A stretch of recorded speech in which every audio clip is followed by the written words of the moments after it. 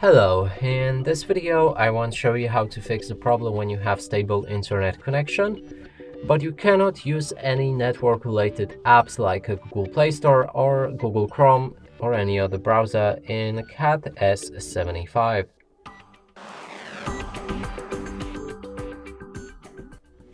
And to do this, first let's open a Google Chrome, and if we try to reach any website, we'll get this error.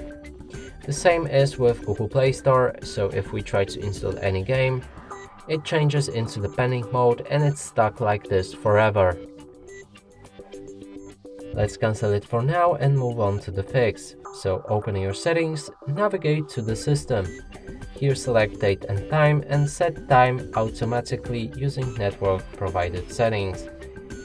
Now let's go back to our browser, and if we try to refresh a page, it works fine. Now go for the Google Play Store and try to install the game. And now it works fine as well. And that's it for this video. Hope you like it. Please consider subscribing to our channel, leave a like and a comment below.